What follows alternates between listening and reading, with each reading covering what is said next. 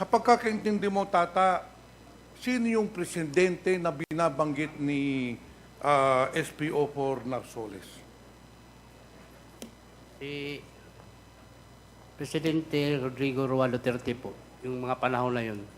Pakiulit po, sino yung sa pagkakaalam nyo, pagkakaintindi ninyo, sino yung tinutukoy ni SPO4 Arturo Narsoles na kakausapin namin yung presidente? Sino po yung nasa isip nyo ng presidente? Presidente Rodrigo Roa Duterte po. 56 taong gulang, Pilipino, citizen, hiwalay sa asawa, resident ng Davao City, sa kasalukuyang nakakulong sa Service Support Company Philippines Military Academy, Baguio City po. Matapos po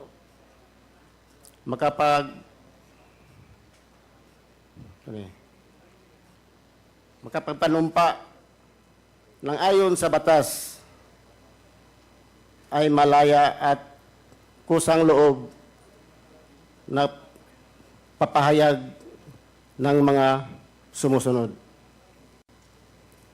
Noong December 1, 1999, ako ay nahuli sa kasong murder, illegal possession of firearms na noon ay nakapila sa Regional Trial Court, Davao City, Branch 17 at Branch 9.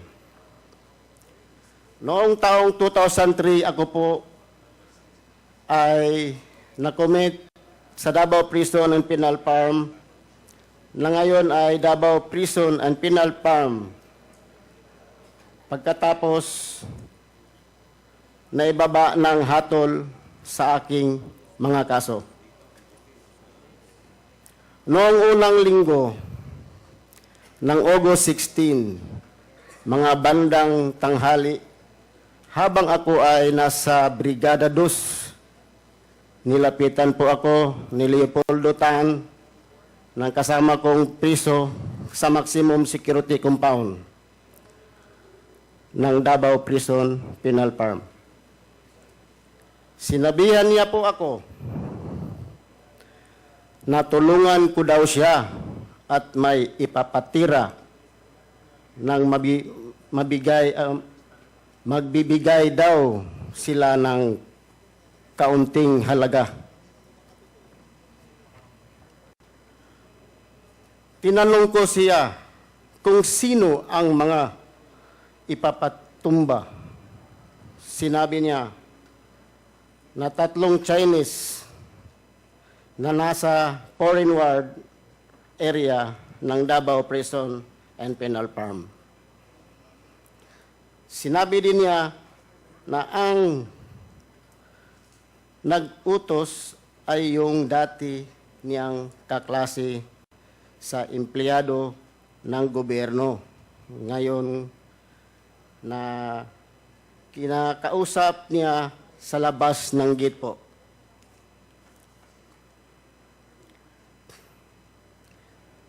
Saan to? Dinagdag pa ni Leopoldo Tan na kami ay nasa panig na ng gobyerno sa mga oras na yon. At pinagkuhaan kami ng kalayaan, pinangakuhan kami ng kalayaan maliban sa kaunting halaga. Dahil dito, pumapayag po na ako sa kanyang pakiusap. Noong unang August 10, 2016, kami ni Leopoldo Tan ay nag-surveillance sa foreign area ng Davao Prison and Penal Farm kung saan nakakulong yung mga Chinese na target namin.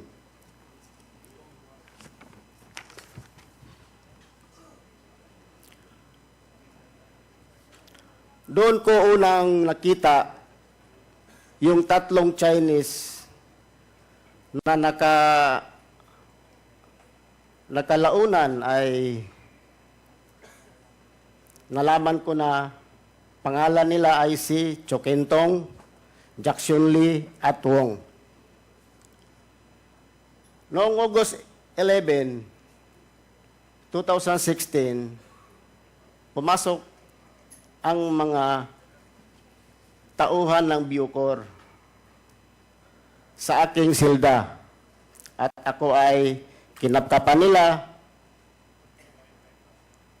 pinalabas na nila na may nakuha sa akin na empty sachet na shabu na may kaunting residue sa aking bulsa.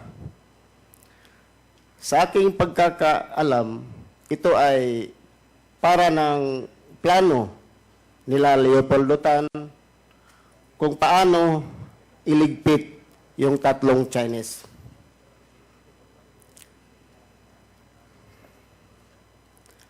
Sa araw din na yon, at ako at si Leopoldo Tan ay sabay na pumasok sa Bartolina, Silda 6. Noong hapon, August 13, 2016, dinala ng mga taga-Bucor yung tatlong Chinese national sa aming silda noong unang araw na lang pumasok sa loob. Kaya pinalabas muna kami ni Leopoldo Tan at saka sila pinapasok. Pwede may tubig, sir? Wow man. Page, pakibigyan nga ng tubig. Thank you, sir.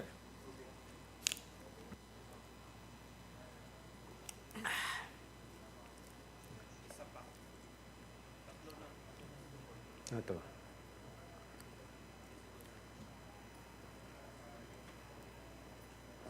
Sila size, no? Noong hapon na yun.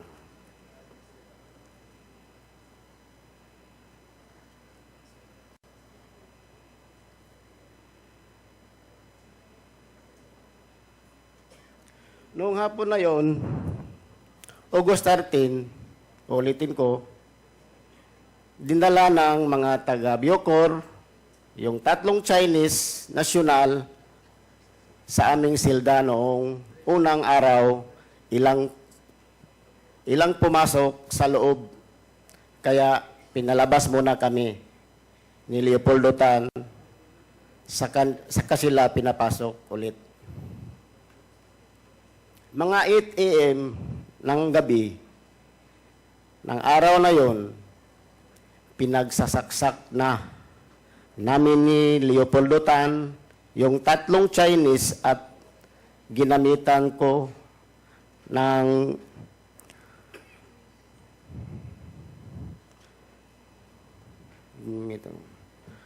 kuna ng panaksak at yung ibinigay ni Leo Pinkian na 29 balisong. Samantalang si Leopoldo Tan naman ay gumamit ng pagsaksak. Si Leo Pinkian ay isa rin sa mga bilanggo. Ngunit, sa mga panahon na yun, siya ay ang mayor ng Bartolina, Davao Prison and Penal Farm. Ayon sa amin, pinagkasunduan sabay naming na ipinagsasaksak yung tatlong Chinese, Chokintong at Wong, para hindi sila makalaban. Habang sinaksak ko si Chokintong at si Jackson Lee ng mga oras na yun. na agad ko namang pinalingan yung saksak yung tumumba na si Chokentong. Pagkatapos ng insidente ng pagpatay sa 3 Chinese drug lord, nilagyan ko ng malong yung rihas ng Bartolina Silda size para hindi makita yung duguan na katawan ng 3 Chinese drug lord. Pagkatapos ay dumating si Superintendent Grialdo Padilla sa Bartolina Silda size at sinabi niya, anong ginamit niyo? Ihagis niyo sa labas at ihagis niyo naman sa aming hinagis naman namin ang kurta at balisong sa labas ng silda namin.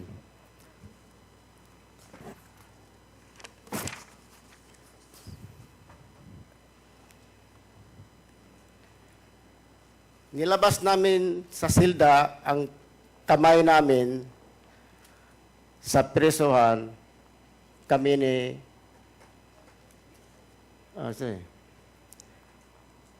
kami ni Sir Poro, pinalabas kami para dalhin sa IS Investigation Section.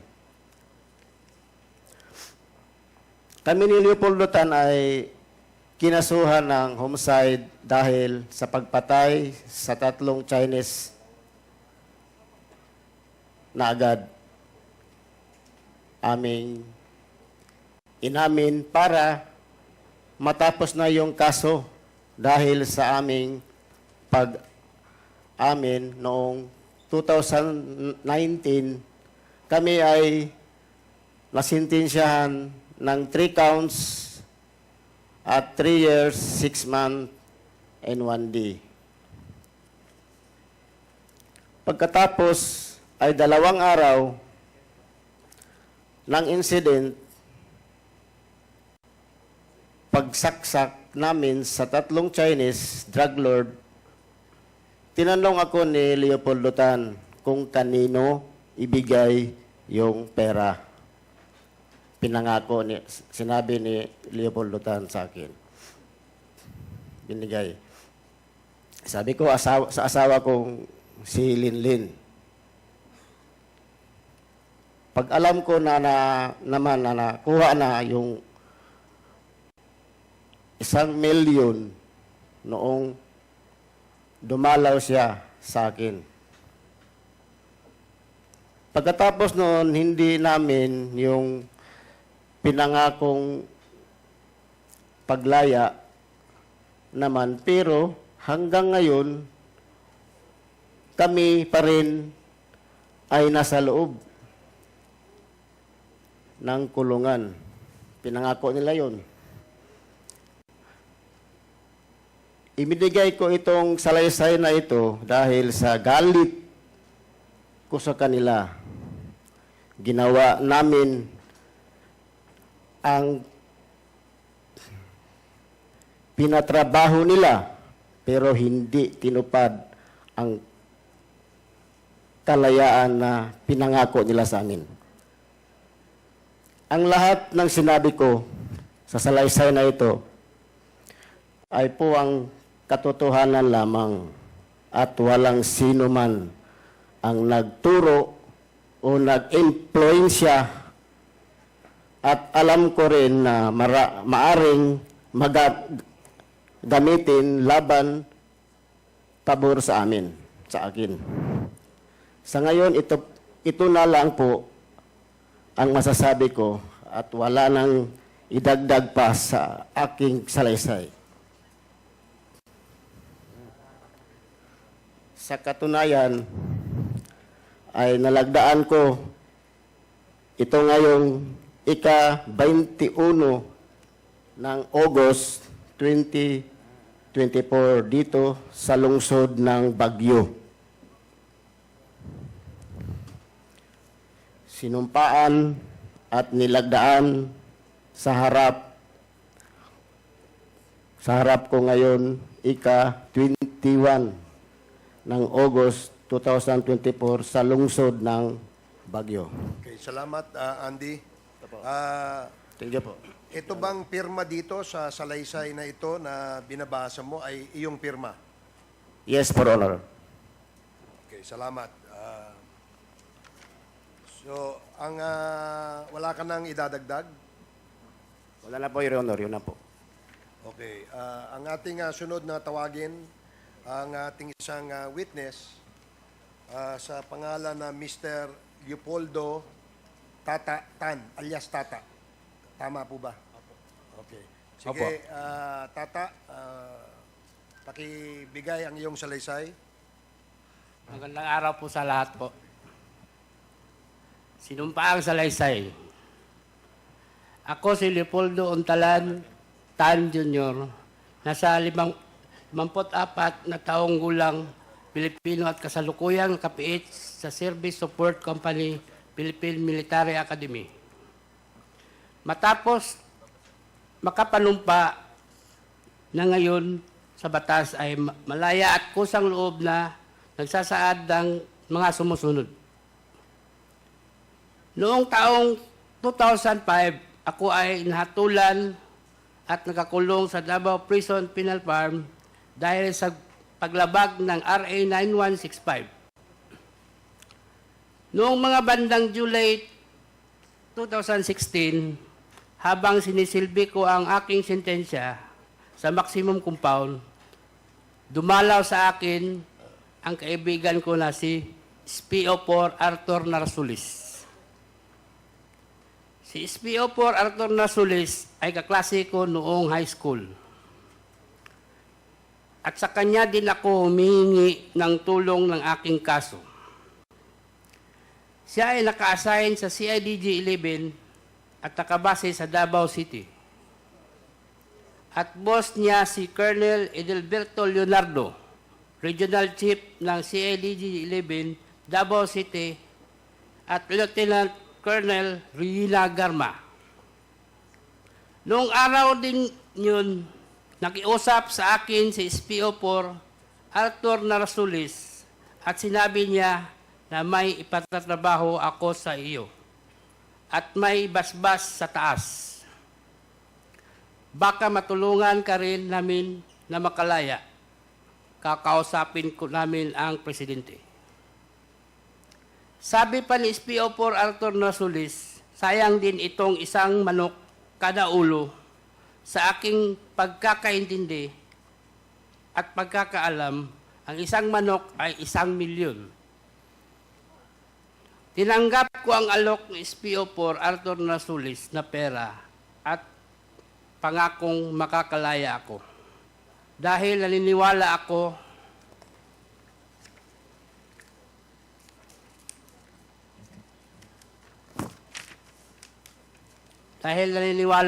sa kapasidad at kakayahan ng boss niya na si Colonel Edelberto Leonardo na matutupad nila ang kanilang pangako dahil sa malakas sila sa taas. Tinanong ko kay SPO4 Arthur Narsulis kung sino ang mga tatrabahuin at pinakita niya ang isang kapirasong papel na naglalaman ng mga pangalan ni na Chukintong at Jackson Lee. At sinabi pa ni SPO4 Arthur Narsulis na 3 sila, ngunit yung isa na may pangalan na Peter Wang ay darating mamayang gabi dahil manggagaling siya sa ibang kolonya. Nagpakita pa si SPO4 Arthur Narsulis sa akin ng isang papel na naglalaman ng iba't ibang pangalan ng 32 na Chinese drug lords na nakapiit sa iba't ibang kolonya. Sinabi pa ni SPO4 Arthur Narsulis na ang mga Chinese na mga ito ay drug lords at galit ang presidente sa kanila. Kinabukasan at sa mga sumusunod na araw, nagmanman ako at nagtanong-tanong ako tungkol sa 3 Chinese drug lords. At nalaman ko na ang mga ito nakakulong sa foreign ward na bakod ang pagitan sa amin at may barbed wire pa. Kaya isang gabi, tumawag ako kay Arthur Nasulis at sinabihan ko na mahihirapan ako na kunin yung 3 Chinese drug lords kasi nakabukod sila. May bakod at may barbed wire pa. Sinabihan ako ni SPO4 Arthur Nasulis na maghanap ako ng kasama ko para sa trabaho sa 3 Chinese drug lords. Ibabartolina na lang kami at doon na namin isasagawa ang pagpatay.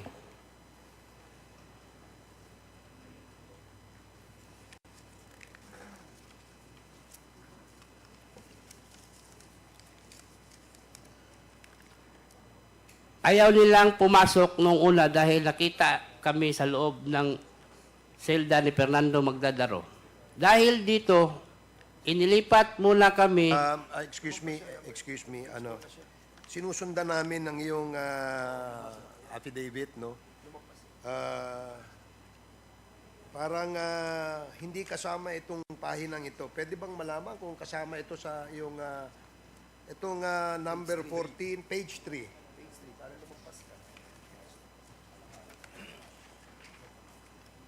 Page 4 na siya eh. Number 14. Paki 13. Wala siyang page 2 siguro. Hindi niya nabasa yung page 2. Dumikit. Dumikit lang. Dumikit. Number 14. Galing kasi 13, di ba? Dumikit lang. Paki-check mo nga ulit kung yan ba kasama sa iyong salaysay.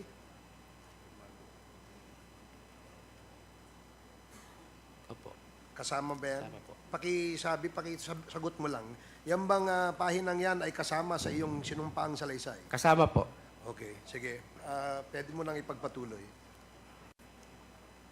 Dito ko na kinausap si Fernando Magdadaro na kasama ko din na bilanggo sa Davao Penal Farm and Preston Farm.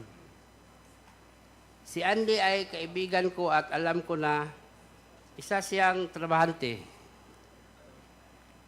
Sa sumunod na araw ay bumisita si SPO4 Arthur Nasulis at kinausap kami ni Andy sa labas ng Davao Penal Farm. Dito binuksan ng gate officer ang control gate at nakita ko din sa gates si Superintendent Gerardo Padilla at tinapik pa ako. Noong papalabas kami ng gate, narinig ko yung isang empleyado sa pintuan, napuntahan si Fortaleza, Major Fortaleza. Sabihin nyo na may dalaw siya, ang classmate niya na si Garma. Ang Garma na tinutukoy ay si Lieutenant Colonel Ruina Garma na sa pagkaalam ko ay taga CIDG. Kilala ko si Lieutenant Colonel Ruina Garma na karelasyon ni Art SPO4 Nasulis. Kinabukasan, nagkaroon ng search at pinalabas na may nakuhang sachets ng shabu sa aking bulsa. Dahil dito, ako ay dinala sa Bartolina, Silda 6, kung saan nakasama ko si Fernando Magladaro na nakuhanan din ng shabu sa bulsa. Sa loob ng Bartolina, lumapit si Jimmy Fortaleza at sinabihan ako ng, "Tol, trabahuin nyo yan. Hindi kayo pwedeng pumalpak." Habang nasa Bartolina kami, si Jimmy Fortaleza ang nagbibigay sa amin ng kanin, ulam, sigarilyo at coke. Pagkaraan ng 2 araw, dinala ng mga taga-Bucor yung 3 Chinese drug lords sa Bartolina, Silda 6. Ayaw nilang pumasok nung una dahil nakita kami sa loob ni Fernando Magdadaro. Dahil dito, nilipat mula kami sa Bartolina, Silda 4, saka pumasok ang 3 Chinese drug lords at pagkaraan ng ilang minuto ay binalik din kami sa Bartolina, Silda 6. Noong August 13 ng gabi, pinagsasaksak na namin yung 3 Chinese drug lords. Ginamit ko ang korta at pagsaksak at si Fernando Magdadaro naman ay gumamit ng 29 balisong sa pagsaksak. Ang korta at 29 balisong na nagamit ng palaksak na binigay ni Leo Pinkian isang araw bago yung insidente. Si Leo Pinkian ay mayor ng Bartolina. Napag-usapan namin ni Fernando Magdadaro na sabay naming sasaksakin yung 3 Chinese drug lords kaya pinagsasaksak niya si Chu Kintong habang pinagsaksak ko naman si Peter Wang. Pagkatapos sumunod na pinagsasaksak ni Fernando Magdadaro si Jackson Lee. Pagkatapos ng insidente ng pagpatay sa 3 Chinese drug lords, nilagyan ni Fernando Magdadaro ng malong yung rehas ng Bartolina, Silda 6, para hindi makita ang duguan ng katawan ng 3 Chinese drug lords. Pagkatapos ay dumating si Superintendent Gerardo Padilla sa Bartolina, Silda 6, at sinabi niya na, anong ginamit ninyo? Ihagis sa labas. At hinagis naman namin ang korta at ang balisong sa labas ng silda. Nilabas namin sa selda ang kamay namin at pinusasan kami ni Sir Puro. Pinalabas kami para dalhin sa IS Investigation Section.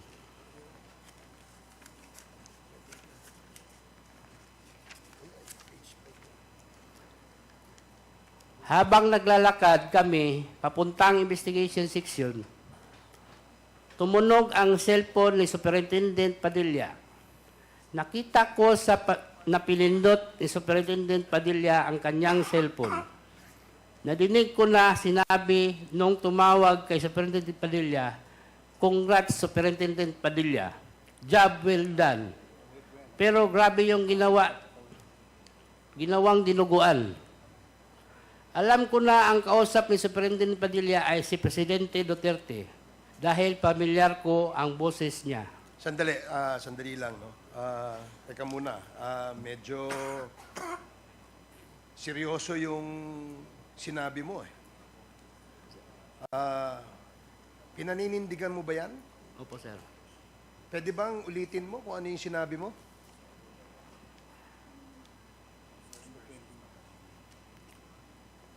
Habang naglalakad kami papuntang Investigation Section, tumunog ang cellphone ni Superintendent Padilla.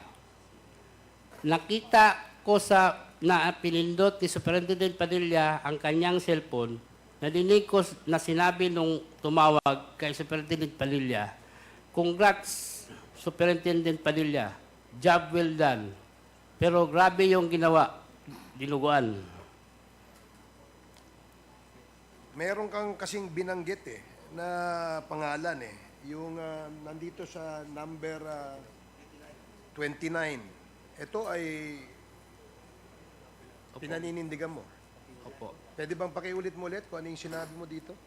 Alam ko na ang kausap ni Superintendent Padilla ay si President Duterte dahil pamilyar ko ang boses niya. Nakakausap mo ba si President Duterte? Naririnig ko lang palagi yung boses niya, kaya pamilyar yung boses na narinig ko. Sige, patuloy lang. Pagkatapos ng tawag, sabi ni Superintendent Padilla sa mga kasamahan niya doon, tumawag si Presidente nag-congrats sa akin. Dahil sa sinabing ito ni Superintendent Padilla, kaya lalo akong napaniwala na ang tumawag sa kanya ay si President Duterte.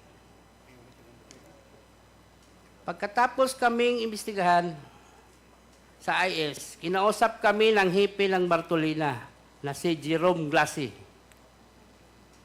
Pinapapili kami kung saan selda ang gusto namin at pinapalinis ni Superintendent Padilla. Pinili namin ang Bartolina, selda 6 at doon kami naglagi ng 3 linggo. Pagkatapos ng 2 araw, dumalaw sa akin si SPO4 Arthur Narsulis at sinabihan kami na nandito na ang reward ninyo na tig-1 milyon. Saan ko ito ibibigay? At ang sagot ko, ibigay mo ang 1 milyon sa asawa ko. At ang sani naman ni Fernando Magdadaro, ibigay ang 1 milyon sa kanyang asawa. Pagkaalis ni SPO4 Narsulis, naisip ko na ang usapan namin ay 1 milyon kada ulo, kaya kulang ang reward na natanggap ng mga asawa namin. Ngunit naisip ko rin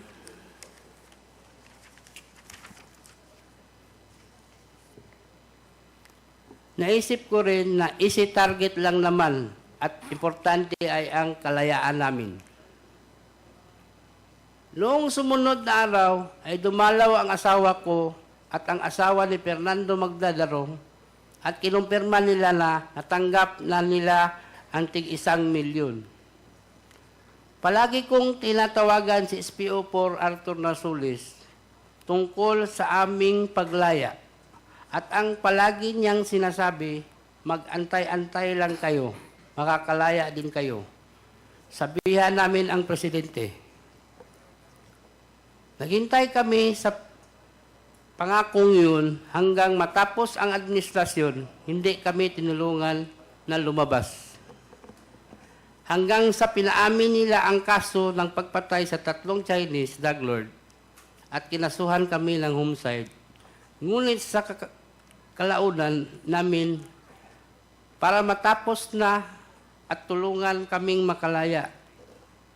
Nakumbik kami sa pagpatay sa 3 Chinese drug lord.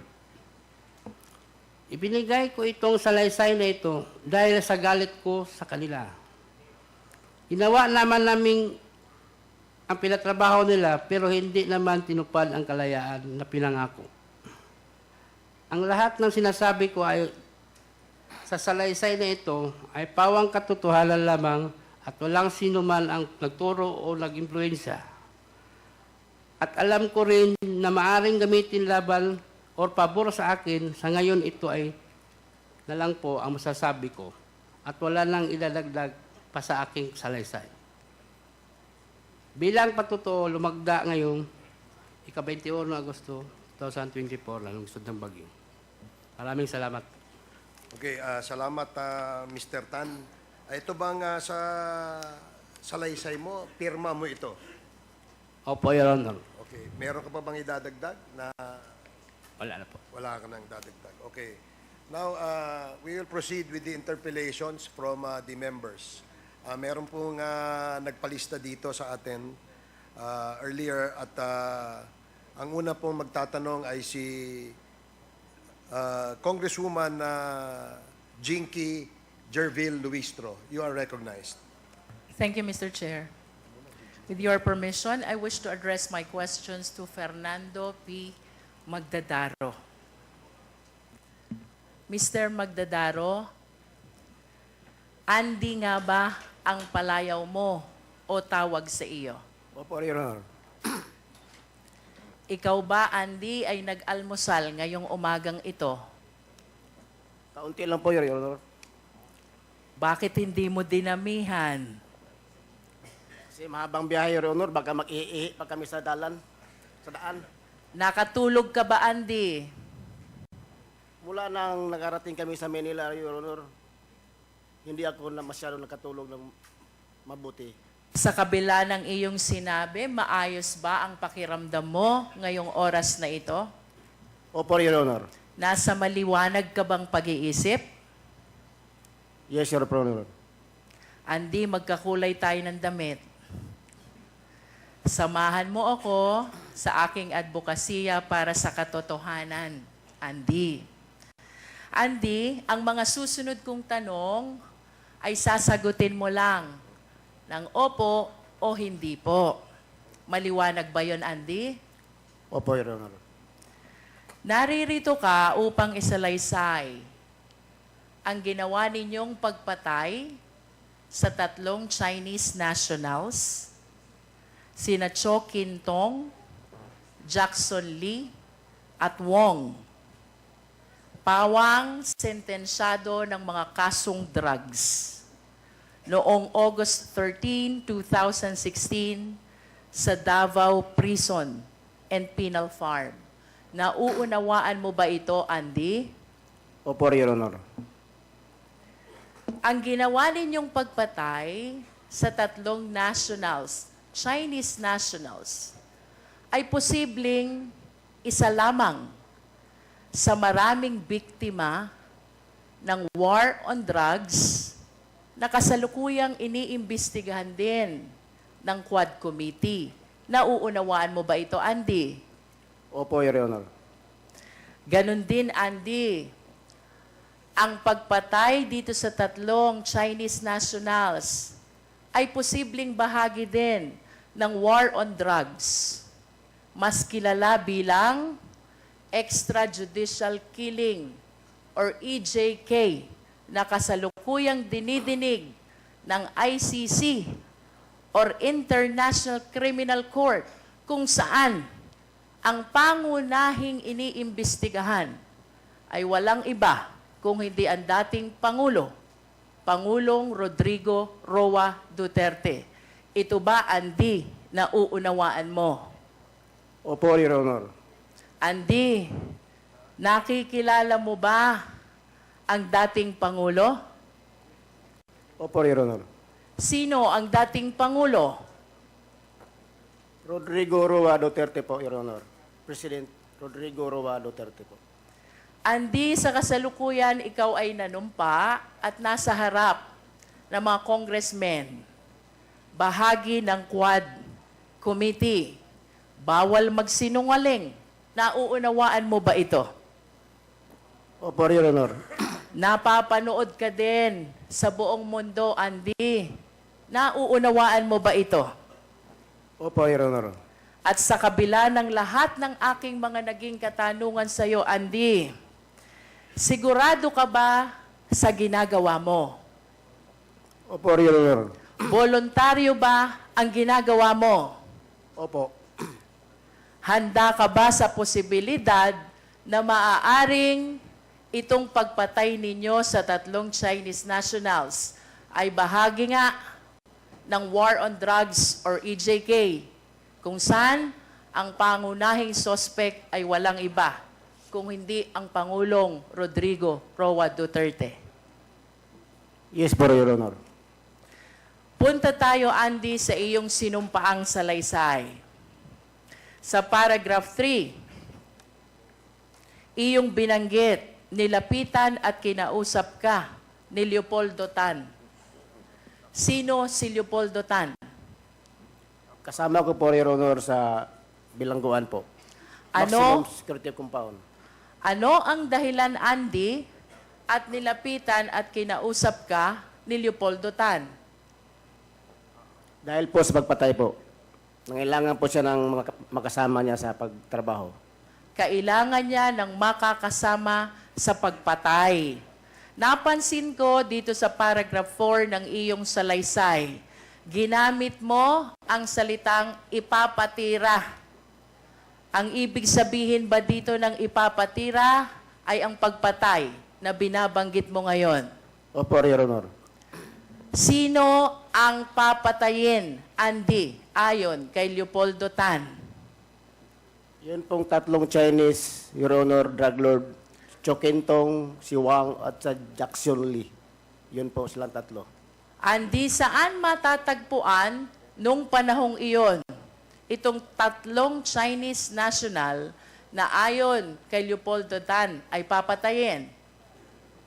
Doon po sa compound ng foreign ward po, Your Honor. Nakahiwalay po sa maximum.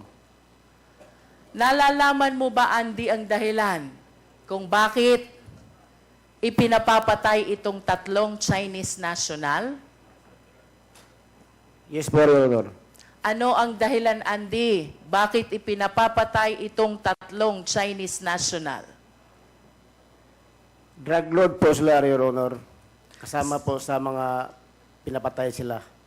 Sa makatuwid, Andy, naniniwala ka na ang dahilan kung bakit ipinapapatay itong tatlong Chinese national na ito ay dahil sila'y sentensyado ng mga kasong drugs. Tama? Opo, Your Honor. Ikaw ba ay kaagad pumayag sa nasabing paghingi ng tulong sa iyo ni Leopoldo Tan? Yes po, Your Honor. At maaari bang malaman ang dahilan? Bakit ka pumayag? Dahil po, Your Honor, sa kunting halaga at sa kalayaan po namin, Your Honor. Pwede bang malaman magkano yung konting halaga?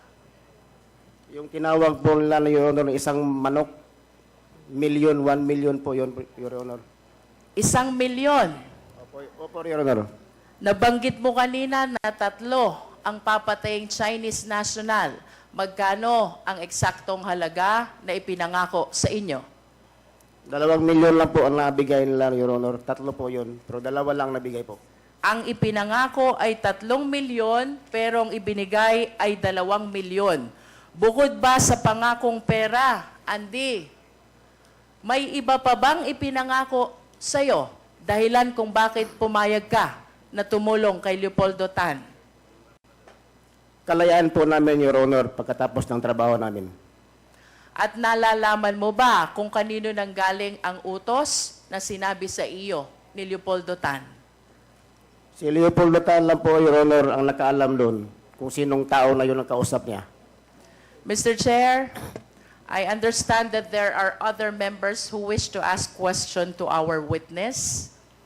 And to wind up the interpellation, Mr. Chair, I just wish to ask Mr. Magdadaro one last question. Bilang pagtatapos, Andy, sa harap ng Quadcom at ng buong mundo na nanonood sa iyo ngayon, inaamin mo ba ang pagpatay na ginawa ninyo ni Leopoldo Tan sa 3 Chinese nationals na sentensyado ng kasong drugs? Inamin ko po, Your Honor. Mr. Chair, please allow this representation to make a very short manifestation. Mr. Chair, honorable members of the Quad Committee, without preempting the findings and recommendation of this inquiry in aid of legislation, I humbly submit that at the very least, the crime of murder under the revised penal code, particularly Article 248, has been established. 2 qualifying circumstances are present. One is evident premeditation. Pinagplanuhan ang pagpatay. Second, killing was done in consideration of price, reward, or pledge. Ang pagpatay ay dahil sa ibinayad na pera at ipinangakong kalayaan. However, Mr. Chair, if there are evidence to establish that this incident is part of the widespread or systematic attack against civilian population, then crime against humanity under Article 7, Rome Statute, is likewise established. I understand, Mr. Chair, that while EJK, extrajudicial killing, is anchored under Article 7 of the Rome Statute, I wish to emphasize the following established facts in his affidavit. 1, there is an order to kill. 2, victims are involved in illegal drugs. 3, there was an actual killing incident. And 4th, the killing was done in consideration of money and other pledges. I humbly submit, Mr. Chair, that on the assumption that there are other evidence to establish the widespread and systematic attack against civilian population, we have a case for extrajudicial killing, Mr. Chair. And I urge the honorable members of Quadcom and even of the 19th Congress This is not only illegal, this is immoral. Let us work together, condemn and fight extrajudicial killing. Thank you, Mr. Chair. Thank you, Congresswoman Luistro. The manifestation of Congresswoman Luistro is noted. The next to interpolate is Representative Jeffrey Konghun. You're recognized. Jefferson, Mr. Chair. Jefferson, Mr. Chair, maaari ko po bang iparating ang aking katanungan kay Mr. Fernando Magdarao? please proceed. Mr. Magdarao, gusto ko lang pong malinawan. Bakit ka naniwala na mabibigyan kayo ng pera kapalit ng pagpatay sa kanila? Naniwala po ako kasi may kausap itong kasama kong si Leopoldo Tan bago nangyari ang mga yon. Nakakilala niya, classmate niya dati na malakas sa taas na nasa gobyerno ng mga panahon na yon. Naitanong mo ba sa kanila kung kanino galing ang pera?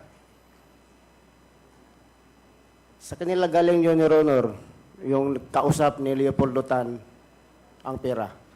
Kaya nga, naitanong mo sa kanila kung kanino galing yung pera. Hindi na po, Your Honor. Dinagdag pa ni Leopoldo Tan na kayo ay nasa panig ng gobyerno at pinangakuan kayo ng kalayaan kapalit ng halaga. Dahil dito, pumayag ka sa kanyang pakiusap, tama ba? Opo, Your Honor. Bakit nasabi ni Leopoldo Tan na kayo ay parehong nasa panig ng gobyerno? Kasi kung nagkupirit po kami sa mga utos nila, Your Honor. Ano yung pagkakaintindi mo sa ibig sabihin nito? Yung mga utos, Your Honor, nga natupad namin, ginawa namin ang mga utos nila. Ang utos nila, ginawa namin, Your Honor. Pero ang pinangako nila, hindi nila ginawa. Di ka ba natakot sa gagawin nyo ni Leopoldo Tan? Hindi po, Your Honor. Yung tatlong Chinese na inutos sa inyo para patayin, kilala mo ba itong mga ito? Opo, Your Honor. Paano? Nang dahil sa pag-surveillance namin doon sa area nila sa Parinward, ayon sa iyong sinumpaang salaysay, no? Nagsagawa kayo ng surveillance sa foreigner area kung saan nakakulong yung tatlong Chinese. Tama po ba yun? opo, Your Honor. Sa puntong ito ng surveillance, kilala nyo na ba o alam nyo na ba? Namumukhaan mo ba kung sino yung target ninyo? Opo, Your Honor. Paano mo nalaman kung sino yung papatayin ninyo? Paano mo nalaman kung sino yung target ninyo? Dahil yung tatlo, Your Honor, pinasok na doon sa area namin sa Silda Size. Kailan mo nalaman na yung mga target ninyo, ay sa yung salaysay, no? Si Cho Kintong, Jackson Lee, at Wong, kailan mo nalaman na yun yung mga papatayin nyo, yung target ninyo? Sa mga araw na po noon, Your Honor, nung dinala sila doon sa Silda Size po. Sa pagkakaintindi ko, no, ayon sa'yo, noong August 11, 2016, pumasok ang mga tauhan ng Bucor sa selda mo. Tama ba? Opo, Your Honor. Tapos kinapkapan ka, pinalabas na may nahuling sabu sa'yo. Tama ba? Opo, Your Honor. At ano ang pagkakaintindi mo sa pangyayaring ito? Parang connected na po sa paghuli, Your Honor, para mapatay yung tatlong inchik po. Tingin mo ba ito ay bahagi sa plano ni Leopoldo kung paano nyo iligpit yung tatlong Chinese drug lord? Opo, Your Honor. Dahil dyan sa mga nakuha sa inyong shabu, di ba may nakuha sa inyong shabu, di ba?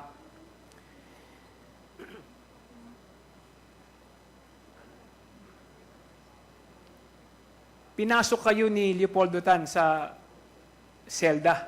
Tama ba? Opo, Your Honor. At ayon sa iyo, dinala ng mga taga-Bucor ang 3 Chinese nationals sa inyong selda rin. Sino yung nagdala sa kanila sa inyo, sa selda? Yung duty po doon, Your Honor. Taga Bucor po. Kilala mo ba yung mga ito? O sino-sino ito?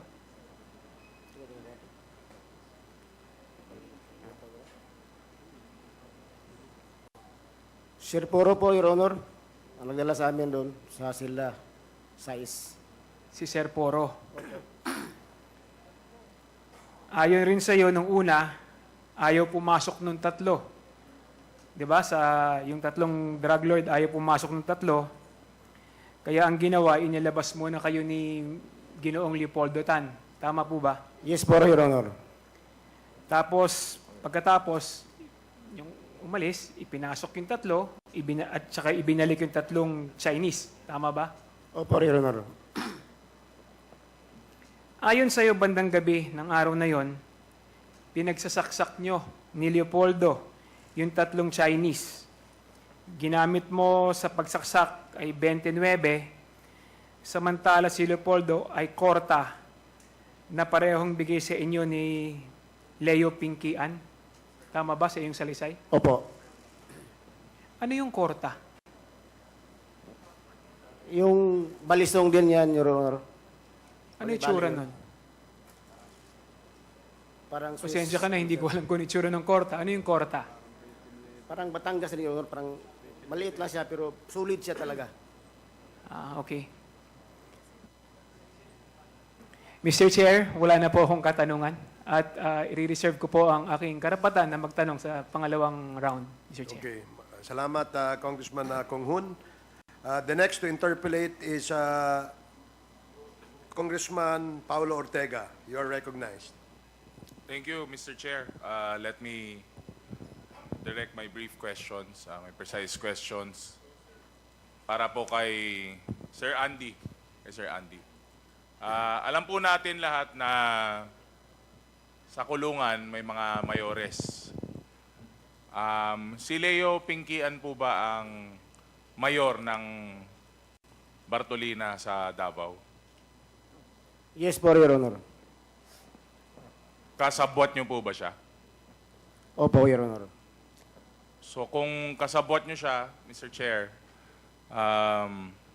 malamang napagpaplanuhan po to. Nag-uusap-usap po ba kayo? Nagpaplano o nagko-coordinate kung paano po isasagawa yung mga ganitong tatrabahuin po nyo? Opo, Your Honor. Tuloy ko lang, Mr. Chair.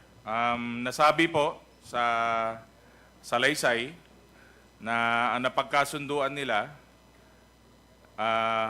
sabay-sabay na pagsasaksakin si Ting at si Wong. Tama po ba yun? Opo, Your Honor. At ayon sa mga nangyari sa Salaysay, sinipa nyo si Jackson Lee at agad nyong binalingan ng pagsaksak si Ting. Tama po ba yan? Opo, Your Honor. At ayon din po sa Salaysay, yung malong ay parang ginamit nyo na kurtina.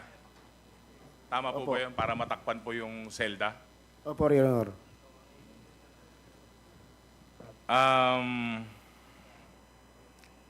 Paano nyo po nalaman na itong mga Chinese na nakakulong dun sa Bartolina area, paano nyo nakumpirma na sila po ay drug lords? Nang dahil po sa kaibigan ni Leopoldo Tan po, Your Honor. Kaibigan. Sino po yung kaibigan ni Leopoldo Tan? Yung Mr. classmate niya, Your Honor. Salamat, Mr. Chair. Thank you. Thank you, Congressman Ortega. The next to interpolate is Congressman Joel Chua. You are recognized.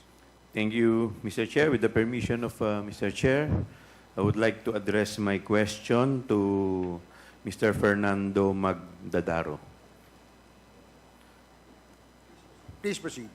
Thank you, Mr. Chair. Sir Andy, dito po sa inyong salaysay sa page 2, number 16, sabi po ninyo dito, pagkatapos ay dumating si Superintendent Gerardo Padilla sa Bartolina, Selda 6, at sinabi niya, anong ginagamit ninyo? Ihagis sa labas. At hinagis naman namin ang korta at balisong sa labas ng selda. Tama po ba to? Opo, Your Honor. Sino po itong si Superintendent Gerardo Padilla? Siya po ang namumuno sa DPP, Saan? sa Dapicol po, Your Honor. Siya po ang superintendent dyan po, Your Honor. So siya yung pinakamataas na opisyal sa Davao Penal Colony. Tama po ba? Yes po, Your Honor. Okay. So, masasabi mo ba na itong si Superintendent Geraldo Padilla, ito pa pala, nung sinabi niyang anong ginamit ninyo ihagis sa labas, anong ibig niyang sabihin dito sa anong ginamit ninyo? Anong ginamit ninyo sa pagpatay? Tama po ba? Opo, Your Honor. Okay. So, masasabi po ninyo na alam ni Superintendent Gerardo Padilla yung ginawa ninyo. Opo, Your Honor. So masasabi po ninyo na si Superintendent Gerardo Padilla ay kasabwat ninyo. Opo, Your Honor. Okay. So dito po sa sumunod ninyong salaysay, sa page 3, number 17, sabi po ninyo dito, nilabas namin sa selda ang kamay namin at pinusasan kami ni Sir Poro. Pinalabas kami para dalhin sa IS Investigation Section. Sino itong si Sir Poro? Isa pong duty doon, Your Honor, nga kasama ni Sir Padilla. So masasabi mo, Order niyo po, Your Honor. alam mo ba yung buong pangalan niya? O palayaw lang niya ang alam mo? Kapalayo lang po, Your Honor. Okay, so masasabi ninyo, itong si Sir Poro ay empleyado rin ng Opo, Your Honor.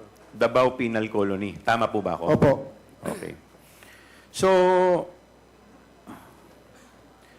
base dito sa inyong sinabi na kayo ay dinala sa investigation section. So meron po bang investigasyon na talaga na nangyari? Meron po, Your Honor. So, nung nandoon kayo sa investigation, anong paliwanag ang sinabi ninyo? Bakit ninyo pinatay yung 3 Chinese? Yun na po, Your Honor, yung parte sa reward, Your Honor, at sa kalayaan namin. So dun sa investigasyon pa lang, inaman na ninyo na inalok kayo ng reward at saka yung kalayaan. Opo, Your Honor. Okay. So, naniwala po kayo. Bakit po kayo naniwala sa pangako na palalayain kayo? Naniwala po ako, Your Honor, kasi yung classmate ni Leopoldo Tan, marami ring koneksyon, Your Honor. Naniwala kayo dahil Opo, siya Your ay pulis at Opo, Your maraming koneksyon. Opo, Your Honor. Okay. So, matanong ko lang po, kanina binanggit po ninyo na inabot sa inyong asawa yung halagang 1 milyon. Tama po ba? Opo. Kilala niyo po ba kung sino ang nag-abot ng 1 milyon sa inyong asawa? Hindi ko na po nakilala, Your Honor, kasi sa labas pa yun napag-abot, Your Honor. Hindi niyo na po naitanong sa asawa ninyo? Hindi na po, Your Honor. Okay. Basta importante, at least natanggap niya. Opo, Your Honor. Hindi ba nagtanong ang asawa mo kung saan galing yung 1 milyon? Hindi na po, Your Honor. Hindi na. Okay. Nung kinasuhan kayo dahil sa pagpatay at inamin ninyo ito, bakit hindi nyo sinabi sa korte na ito'y pinagawa lamang sa inyo? Sinabi ba ninyo sa korte na ito'y pinagawa lamang sa inyo? Hindi po, Your Honor. Bakit hindi nyo sinabi? Kinasuhan na po nila kami ng pagdating namin sa korte, Your Honor. Kasi Kinasuhan na kami. akala ninyo hindi kayo kakasuhan. Opo. Tapos yung pala kinasuhan kayo. Kinasuhan kami, Your Honor. Okay. So, bakit hanggang ngayon po, hindi pa rin kayo nakakalaya samantalang nagawa na po ninyo yung inyong trabaho? Yan na po ang ikagagalit namin, Your Honor. Bakit hindi nila tinupad ang usapan namin? Okay. So with that, Mr. Chair, I reserve my right to ask question sa second round na po. So, doon naman po. Thank you po, Mr. Chair. Thank you, Congressman Chua. The next to interpolate is Congressman Johnny Pimentel. You're recognized. Thank you, Mr. Chair. I would like to direct my question to Mr. Leopoldo Tan Jr. Magandang umaga po, Mr. Tan. Magandang umaga din po. Pwede po malaman ano hong palayaw ninyo? Ano bang tawag ng mga kaibigan ninyo sa inyo? Tata po. Okay, Tata. Meron akong mga katanungan sa sinumiting mong affidavit. Meron po kayong sinumiting affidavit dito sa Quad Committee at kanina po ay binasa po ninyo. Pwede po isa-isahin natin ang mga laman ng affidavit para maklaro po natin dito sa komitiba ano talaga ang nangyari. Sinabi po ninyo sa affidavit ninyo na nung buwan ng July 2016 ay pumunta at nakipag-usap sa iyo si SPO4 Arthur Narsoles. Hindi po ba? Opo, Your Honor. Nung nag-usap kayo ni Arthur Narsoles, ano po ba ang pakay niya? Ano ang sinabi niya sa iyo? Na may patatrabaho po siya. Ang ibig bang sabihin ng mayroon siyang ipapatrabaho, ibig sabihin nun, meron po siyang ipapapatay. Opo. Paano mo nakilala itong si Arthur Narsoles? Kaklase ko po siya nung high school. Binanggit ba niya ang mga pangalan na ipapatay sa inyo? Nakasulat po sa kapirasong papel po. Ilan pong pangalan nakasulat doon sa kapirasong papel? Dalawa lang po ang nabasa ko doon. Pumunta tayo dyan, mamayang konti. Kaya may binanggit po kayo na mayroong listahan ng 32 Chinese nationals. Pero unahin po natin itong pinapatrabaho sa inyo ni Narsoles. Nung sinabi sa iyo ni Narsoles na may papatrabaho, sinabi ba niya sa iyo sino ang nag-utos na may papatrabaho sa inyo? Ang sinabi lang po niya sa akin na may basbas sa taas yan. Sa taas. Sa pagkakaintindi mo po, Tata, anong ibig sabihin na may basbas sa taas? Sino kaya ang nasa isip mo noon, nung panahon na yon, nung sinabi ni Narsoles na itong papagawa ko sa inyo ay may basbas sa taas? Administrasyon po. Ibig mo sabihin yung previous administration, Opo. yung mga pinuno nung 2016 to 2022. Binanggit mo rin po, Tata, na baka sinabi ni Narsoles, baka matulungan kayo na makalaya. Kakausapin po namin ang presidente. Sa pagkakaintindi mo, Tata, sino yung presidente na binabanggit ni SPO4 Narsoles? Si Presidente Rodrigo Roa Duterte po. Yung mga panahon na yun.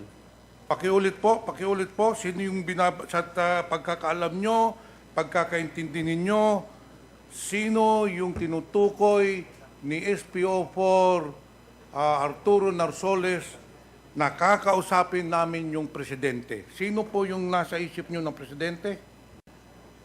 Presidente Rodrigo Roa Duterte po.